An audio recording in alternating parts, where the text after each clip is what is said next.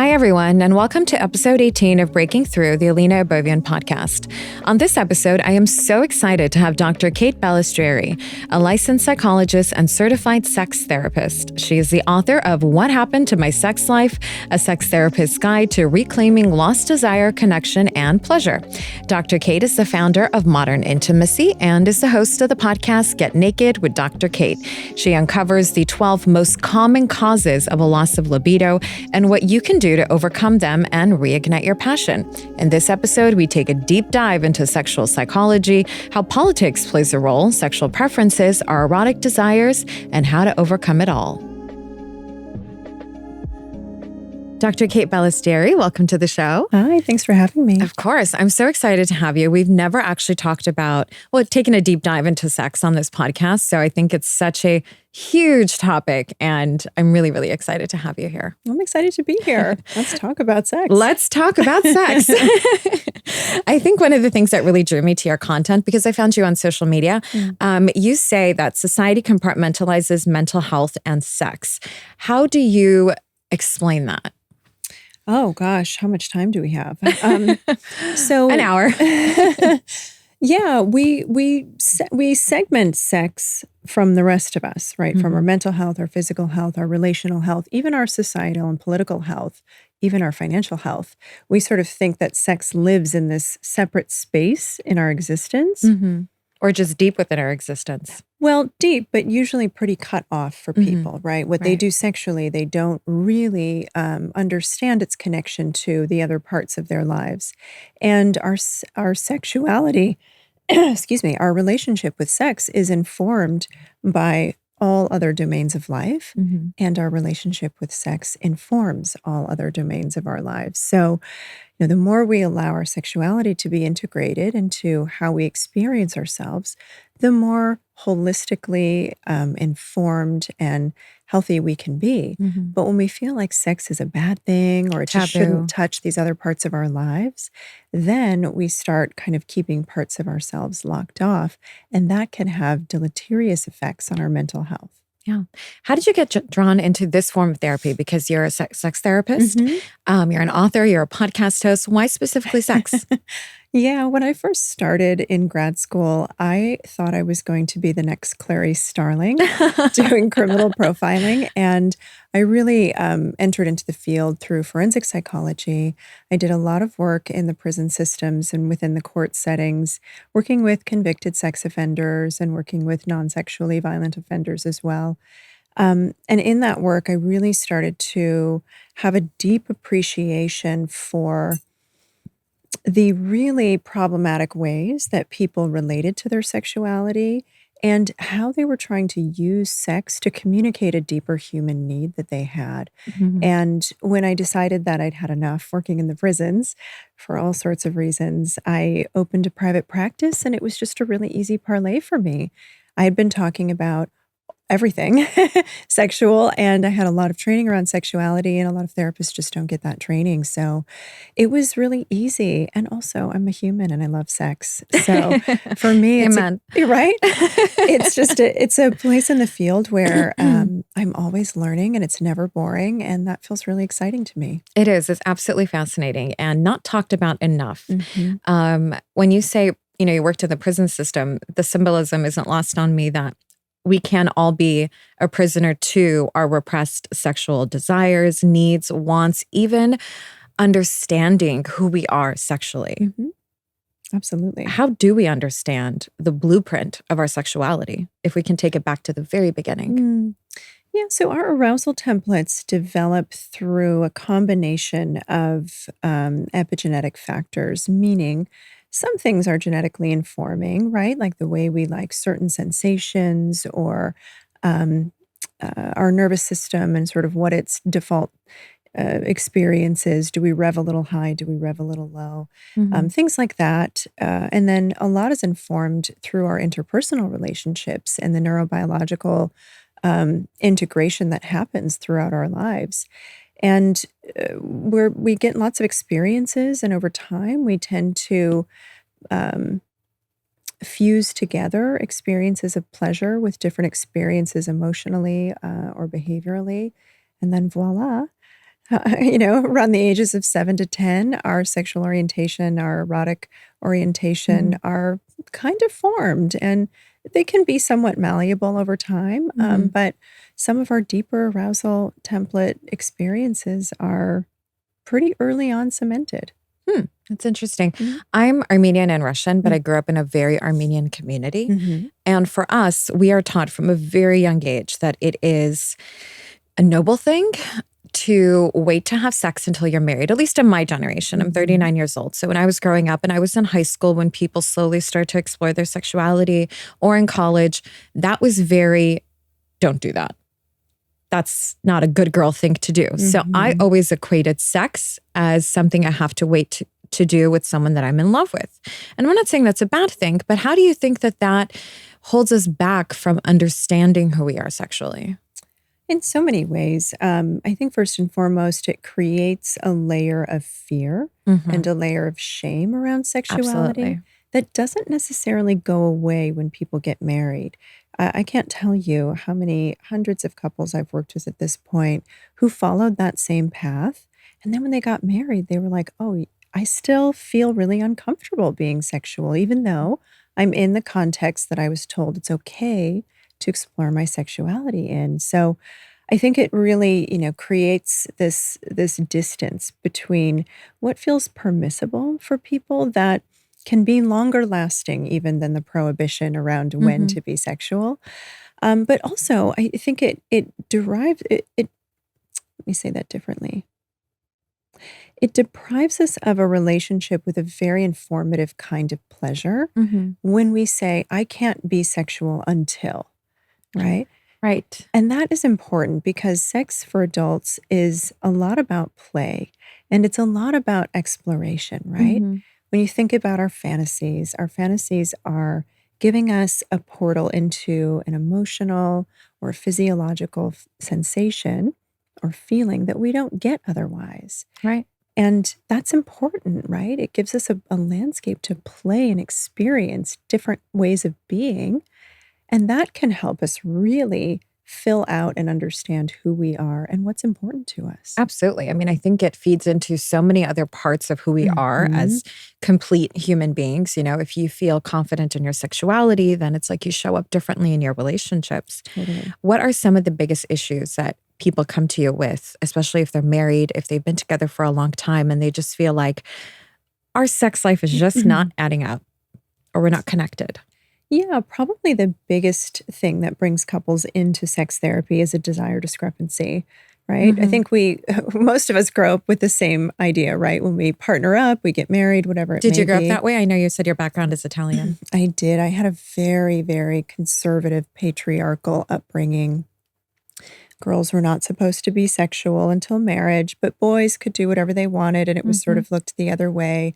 So that double standard never felt right to me. And I think it still exists. It does exist, and it's crap for men and for women, right? It really puts a lot of pressure on people in both genders. I mean, looking at life through this lens now, I'm divorced and sort of I have to look at myself in that space all over again, right? And understand what are the boundaries? How can I do that to be safe and all these things? And I don't think that double standard exists. There is a total double standard when you look at men. They could just go out and start, sorry to say, banging everything that walks, but you're still not supposed to do that.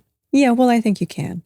I think if you want to, you can. You don't need my permission, but no, but that's one of the things that really keeps me cemented in this space, right? Because people have grown into their adult lives with these really arbitrary messages that came about, from people who have ulterior motives about what sex can do for them instead of what sex can do for you. Explain that. Yeah. So sex is one of the ways that for centuries, the people in power have controlled the people who don't have power, right? When you put restrictions on when people can be sexual and in what manner, then you start to use the tool of shame and fear to corral people into certain kinds of behaviors. And when you can manipulate people's relationships with pleasure and belonging and safety, man, are they willing to do a lot to fit in and to have access to resources. So governments for long centuries, millennia, have been using sex as a way to hold up all kinds of other systems of power, like Suppression. yeah, like capitalism, Mhm. like all the things, right? Do you think that still exists today? Oh, with a vengeance, it How exists right so? What are now. some examples? Well, we're seeing it right now with all of the transphobia that exists in the world, and the intensification around transphobia, with the very rigid demand for people to perform this binary expression of gender. Mhm. That's controlling gender and sexuality because it's very difficult to control more than two groups of people. So if you have two groups of people, right, Mhm. men and women, who are restricted to perform in these certain ways, then they're easier to establish Right. a hierarchy with, right? But looking at heterosexual relationships, hmm um, what are the biggest issues people come to you with? Desire discrepancy for sure, and Mhm. then a lot of it falls along these gender expectations. So for a lot of women, they're coming in because they are experiencing all kinds of effects of sexism and patriarchy that are showing up in their sexuality, Mm. either through shame or they've experienced slut shaming or they've experienced manipulation around sexuality, sexual entitlement, all these double standards. And it's really just inhibited their desire. And for a lot of men, they're showing up because they are, in their minds, they are expected to be very sexual to prove their masculinity. And that Mhm. left unchecked, unexplored, can sometimes perpetuate an out of control relationship with sex or with porn consumption. And I think a lot of men are suffering too, or they feel like they're not good enough because they're not having sex with as many people as they think they should be having sex with. Mhm. So it hits people in different ways, but it's all two sides of the same coin. Right. What I often hear from friends or just, in society, married couples, it feels like their libido is not matched. Yeah. Libido doesn't exist, especially if you've had children and you have a busy lifestyle. Mhm. Is that something that's common in your practice? It's so common. It's so common. And look, there are some pragmatic things that happen when you have kids. Your Mhm. lives revolve around the kids' Absolutely. schedules and the kids' needs. So there's some like realistic issues there that really can get in the way of people's libido. Mhm. But what I see happening more and longer term is that partners are not communicating well about how to equitably distribute things like domestic labor and emotional labor as it relates to their relationship, but also Mhm. as it relates to the raising of their children and navigating their in-laws and the extended family and their friend circles and all those Right. things. So that over time really can create a lot of imbalances. And people really like underestimate the impact that that can have on desire and libido. Oh, absolutely. I mean, if you are doing everything and then at the end of the Mhm. day now expected to perform, To do one more thing. to do one more Yeah. thing, right? Do you find that couples are actually having sex for pleasure or performing?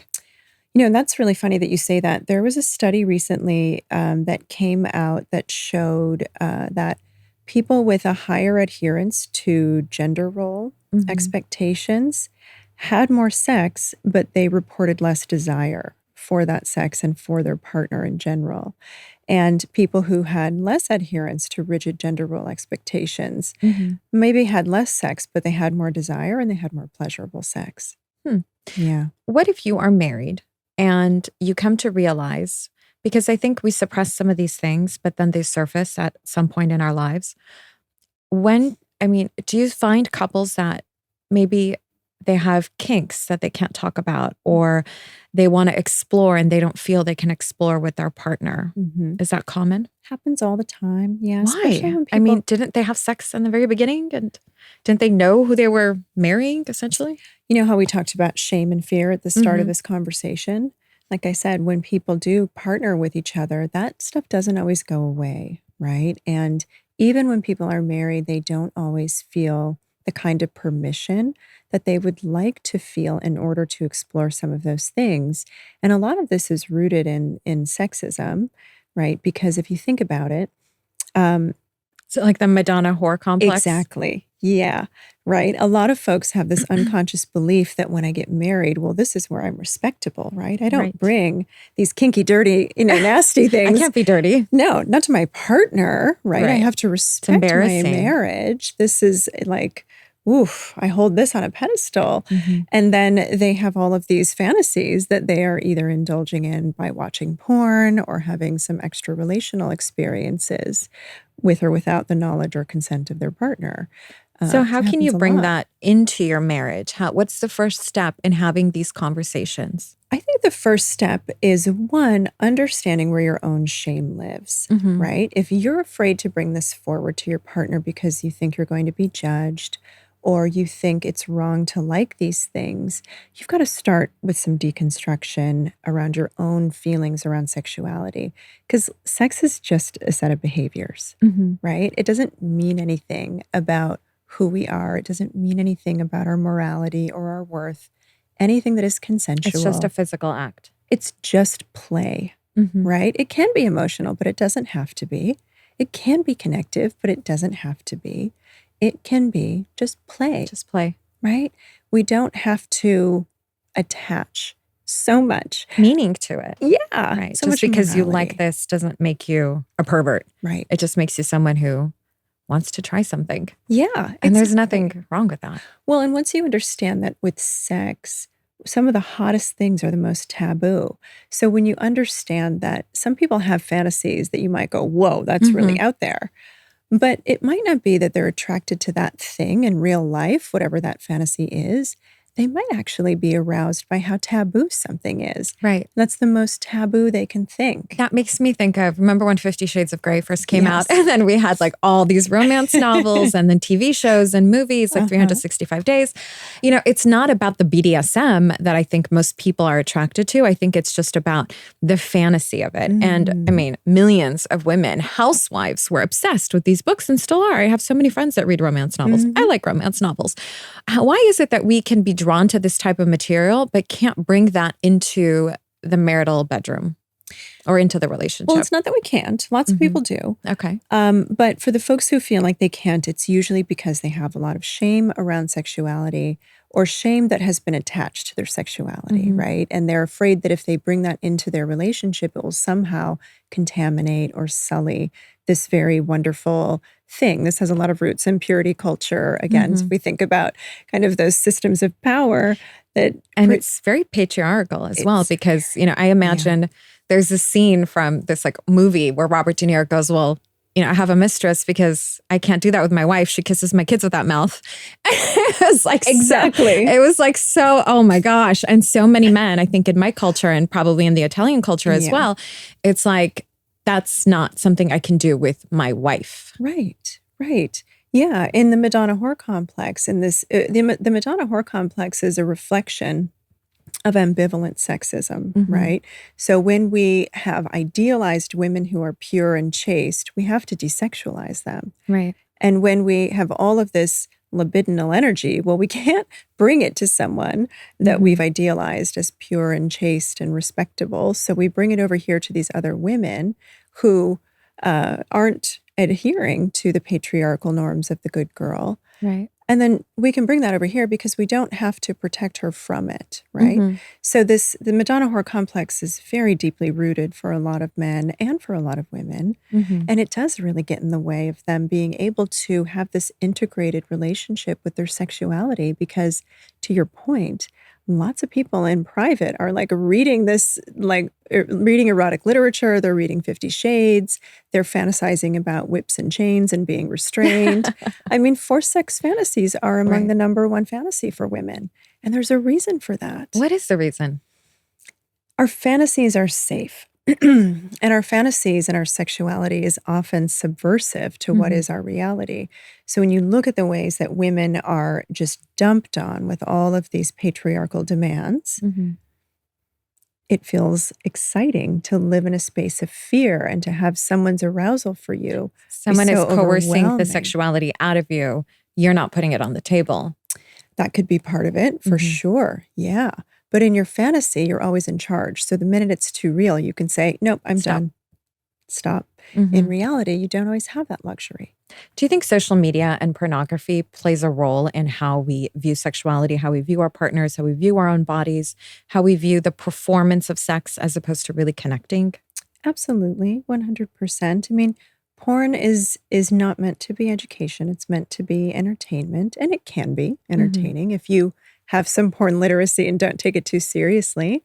But certainly, social media. We all have been growing up in these last 15 years Right. with a different level of being perceived and understanding the way our bodies are viewed and how they're talked about Mm-hmm. through the comment section. So there's a lot of expectation that's put on us to perform and appear a certain way. And that's absolutely made its way into people's bedrooms. Yeah, no, I can imagine. I mean, if you're sitting on your phone at the end of the day scrolling and you're seeing all these hot chicks in bathing suits with these Mhm. perfect bodies and some of them not even real bodies, and then you look at your wife and she doesn't necessarily look that way, there's a disconnect. And I do hear that from other couples. It's like he's always on his phone, he's always doing this, and then he expects me to look like that. Right. But he also doesn't carve out the time for her to take care of herself, right? Probably. Like those relationships often include a ton of disparity when Hmm. it comes to that labor we were talking about before. So the same men who are fantasizing about the women whose bodies look a certain way in their phones are actually extracting a lot of labor from their wives, and that's why their wives aren't able to take care of themselves. How do we So, fix that? How do we have these conversations in our relationships? yeah. Well, I think it starts with a lot of folks being willing to have hard conversations, being vulnerable together, leading with empathy, and really being willing to take accountability for what your part is in the Hmm. dynamic. I mean, none of us want to think that we're showing up in an unfair way in our partnerships. So Right. when couples bring this to each other, they're often met with a lot of defensiveness, a lot of doubling down. And that's the kind of self-preservation that really fucks with your relationship, Right. right? Right. You want to hold Yeah, on to what you think is right. right. Yeah. Mm. So if you're not willing to be in a shared reality that, you know, might mean you have to let go of something you thought was a truth. Right. Um, or you might have to just understand that your partner has a different reality than you do. Hmm. And how do you work together collaboratively to find solution? Right. It's like getting naked, but not just physically. I listened to your Mm, podcast, which is yeah, called Get Naked with yeah, Dr. Kate. yeah. And I find it so much more about physically undressing, but rather being truly vulnerable Yes, because sex, and I think good sex really is about vulnerability it and is. saying, this is what I like, and this is how we can play. Exactly. Yeah. And look, sex is all kinds of interesting and it can be messy and it can be silly and it can be all kinds of goofy. Your bodies make sounds and, things happen during sex that are funny. Hmm. And so I think it is really about being vulnerable and being willing to just say, like, hey, I'm a human and here's my humanness in Yeah, this exactly. moment. Absolutely. Here's my humanness, right? It's Yeah. like the basic thing that we're all born to do is to procreate, to have sex. And for some reason, there's so many issues around it. Oh It's my gosh. mind-boggling. Yeah. I mean, that makes me think of going back to like sex education in school. We Hmm. learned about how to have safe sex, wear a condom.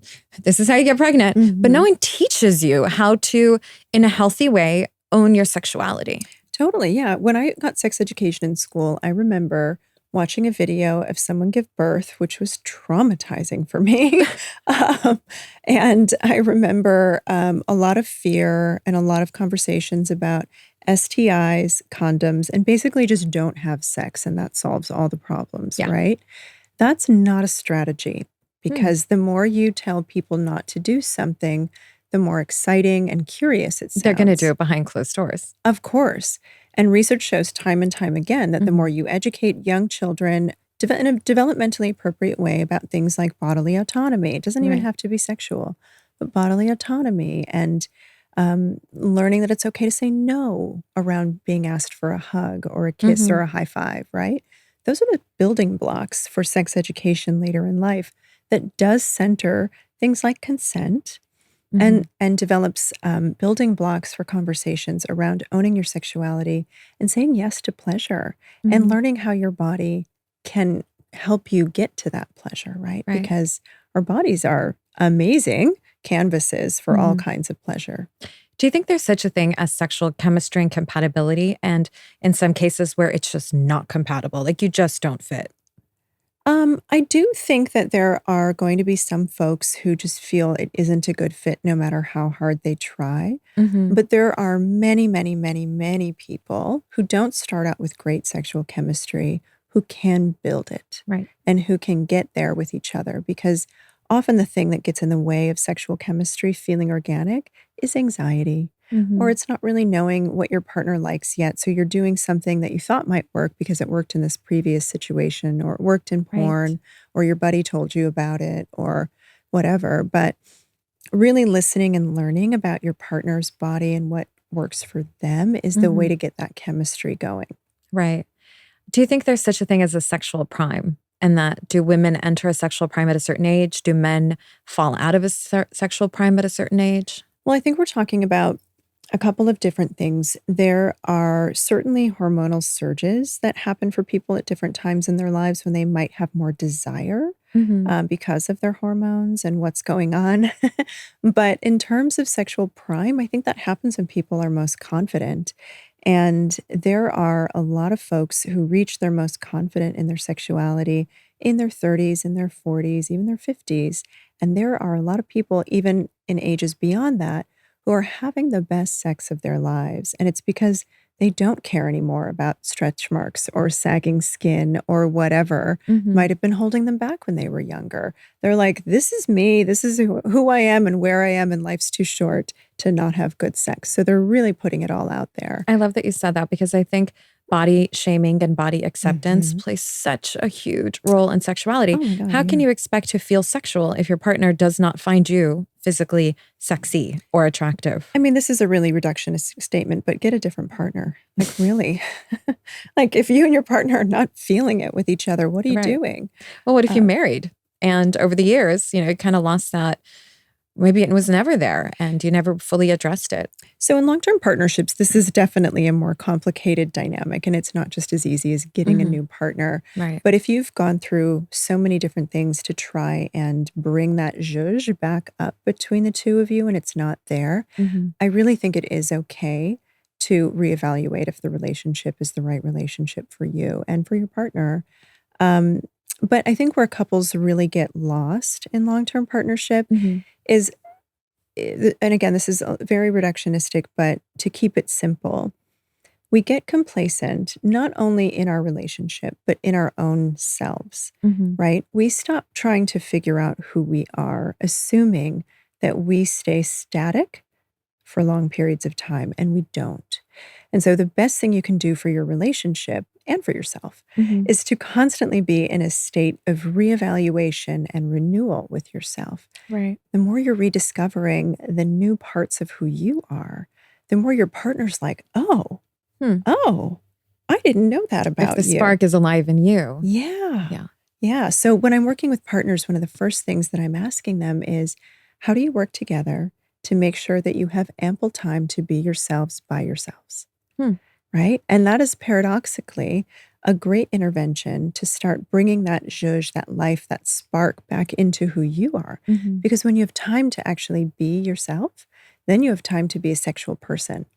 Right. But if you don't, if you're constantly running ragged all the time and your partner's like, hey, do this, hey, do that, the kids need this, the kids need that, and you don't ever have time to like just be a human, it's going Hmm. to be really hard to see yourself as this uh, exciting person or somebody who's got something to explore Right. within.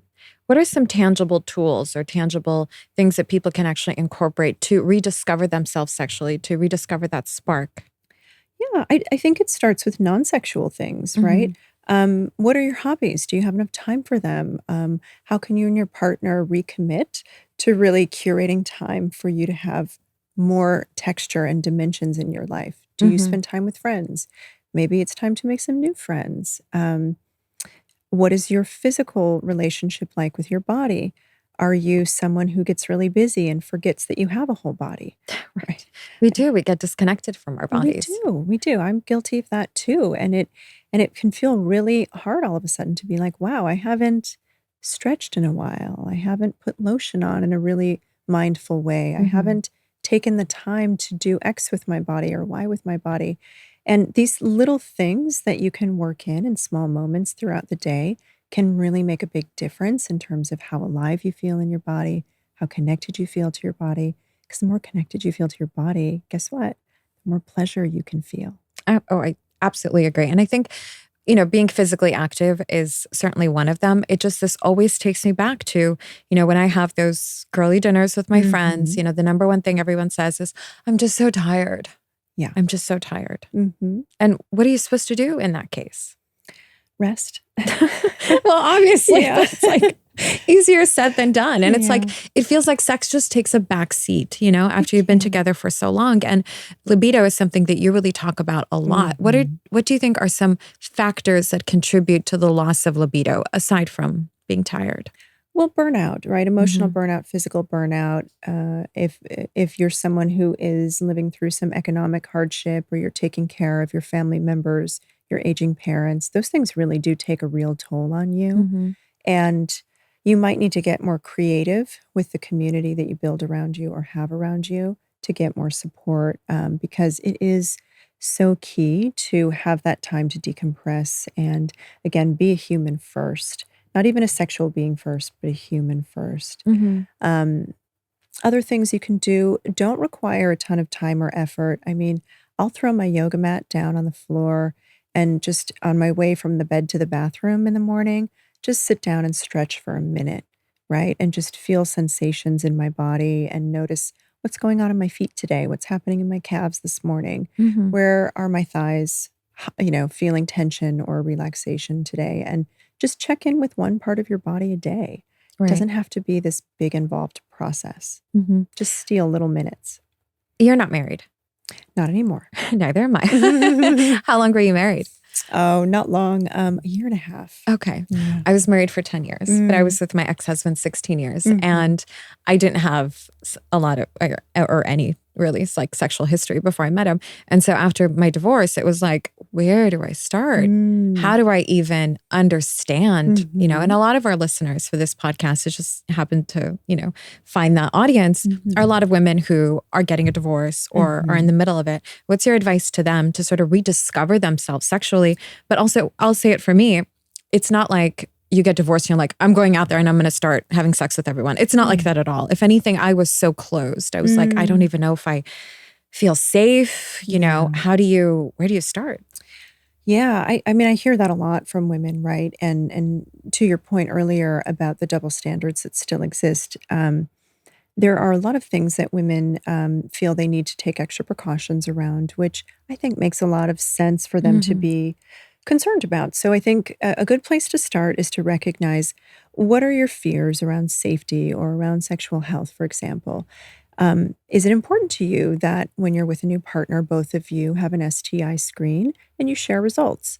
So many women tell me that they didn't know that was something they could ask for. Right. And I think it absolutely is. In fact, I know it is. And it's important that if that's important to you, that you're asking for that and using that as a discerning factor on who you decide to say yes to sleep with. Other things to think about are, what are your fears if you like something sexual that you didn't think you would like? What do you think it might change for you in your life? How do you think it might affect these other domains of your life, your friendships, your dating life, your work life, whatever? I'm saying that thinking about a good girlfriend of mine who was really surprised after her divorce how much she liked kink, and it really scared her.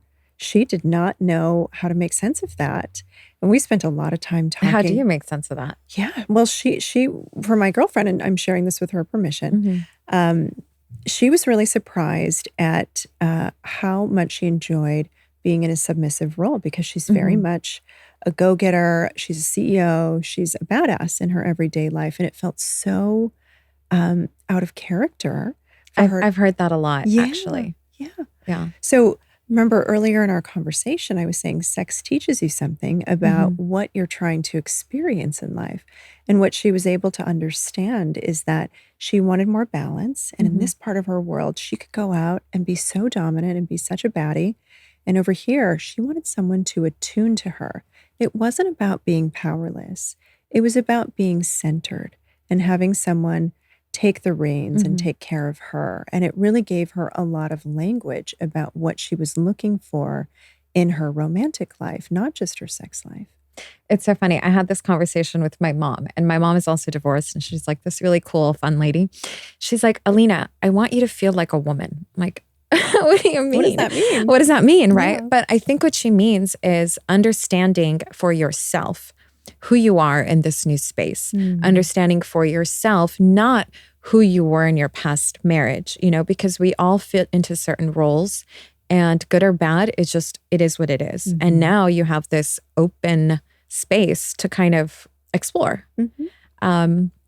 What other things do you find that women sort of rediscover as they re-enter dating, as they re-enter being out there, out in the wild? A lot of them rediscover their agency, and they really find a relationship with an internal source of power that they didn't have a connection to as strongly in their marriage.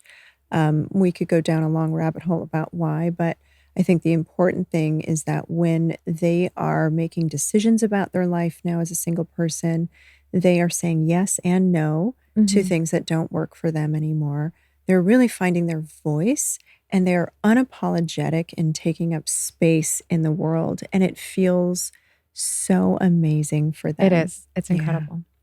Being someone who's gone through that and now saying, I can kind of do whatever I want in this space. But for me, it was more about, let me, focus on my healing and all these things before I can, come be that person in this world. But it is truly empowering. I was having dinner with a girlfriend recently who also got divorced, and she's like, a guy hit on me for the first time.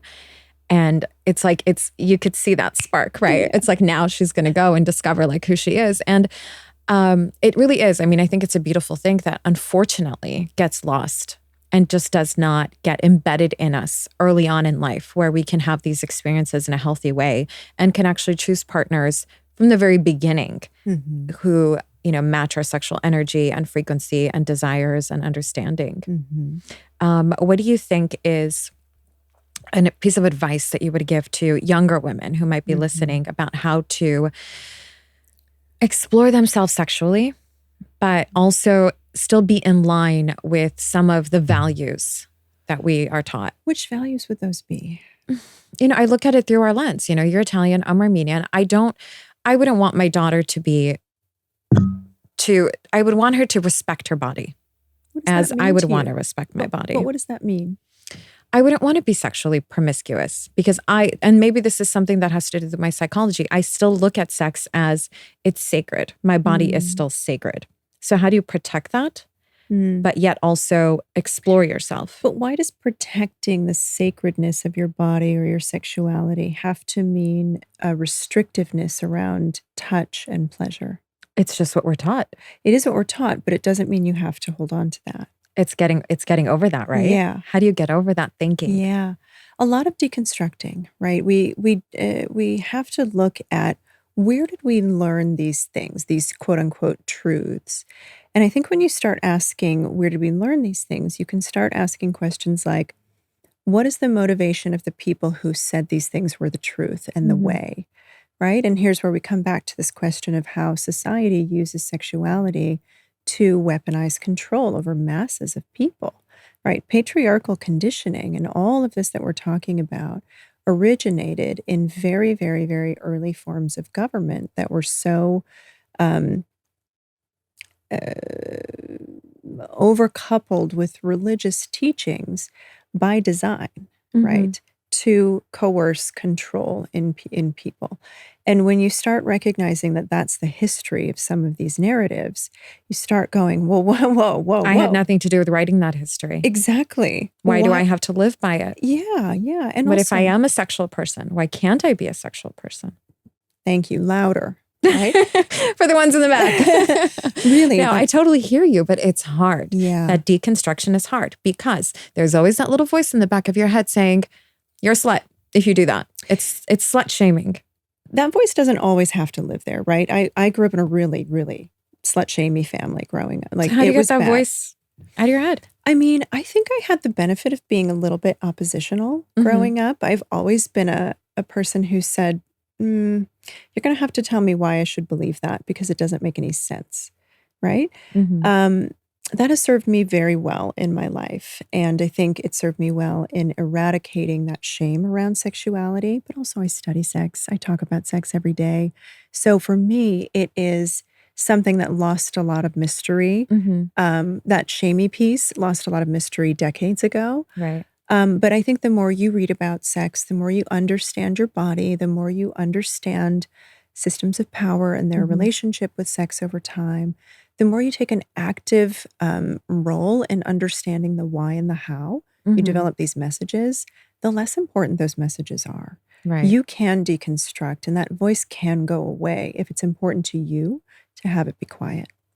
I think it's important because it depends on what you equate sex with. Yeah. For me, I still equate sex with love. I still Mhm. equate it with a relationship Mhm. and being in a monogamous relationship. And I don't necessarily want to change that, but Mhm. I do.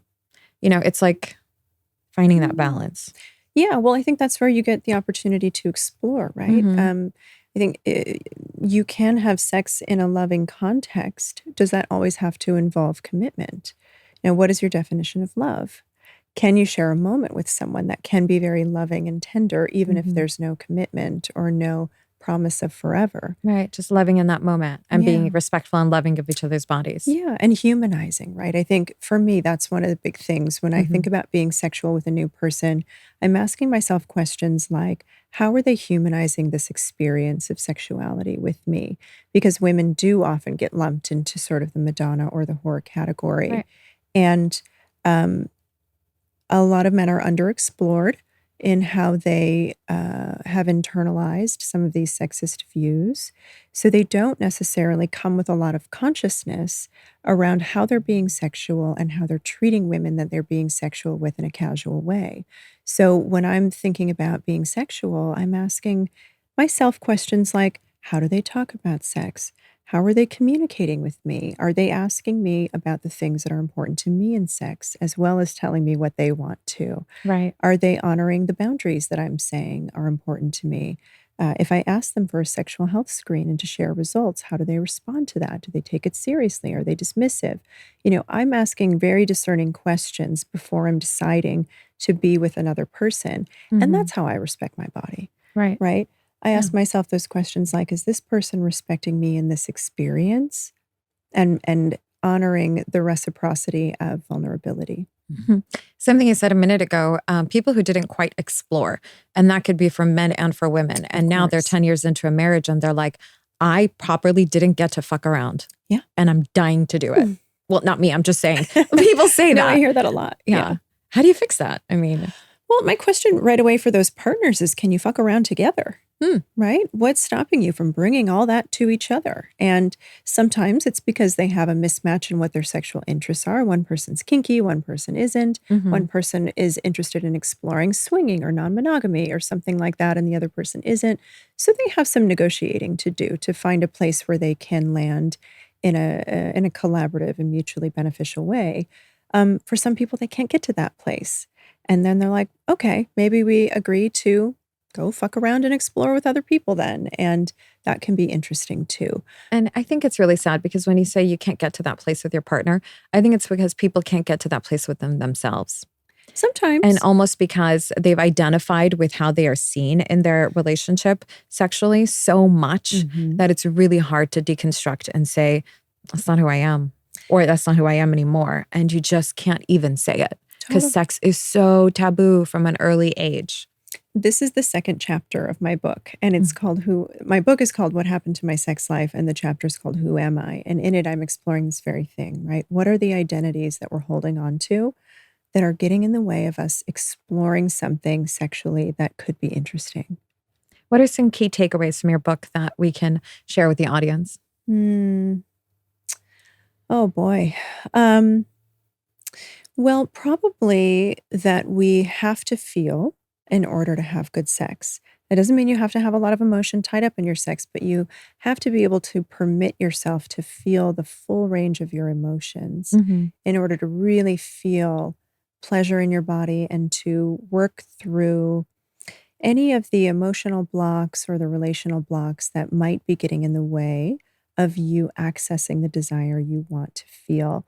Is we often kind of shove away uncomfortable feelings And in doing so, we're numbing ourselves from the pain, Mm-hmm. but we're also numbing ourselves from the pleasure, Right. right? And that's a real bummer. So being willing to feel your feelings is hard sometimes because they're uncomfortable, but it does paradoxically lead to a lot of pleasure and a lot of really positive feeling states too. Mm-hmm. Well, this was so great. Thank you so, so much. I feel like I learned a lot. And mostly my biggest takeaway is don't assign rules to things. Yeah. Gain your own sexual confidence, dispel whatever identities you've, created around sex and whatever stigmas you've attached to sex, and just start with a clean canvas. And you can probably do that whether you're married or single or, starting out all over again. I think it's like you get to choose who you want to be sexually, and it has absolutely nothing to do with how you show up in the world. It can, but in a positive way. In a positive way, right? The more you deny parts of your sexuality, the more it influences your life in other ways negatively. But the more you allow whatever your sexual truth is to be a part of who you are and how you show up in the world. Now, I'm not saying you go to work and be sexy, right? Or be sexual, but let your sexuality inform your creativity and your vitality and your overall identity. And that will really bring a lot of benefit to your life. Thank you so much, Dr. Kate, Thank for being you. with us today. This was a great conversation. Thank you. Thank you so much for tuning in to Breaking Through with Alina Obovian. For our community to grow, please like and share, and also leave a review on this episode. Of course, you can find me on social media and let me know what you'd like to talk about in future episodes. Nothing is off limits, so let's have some fun.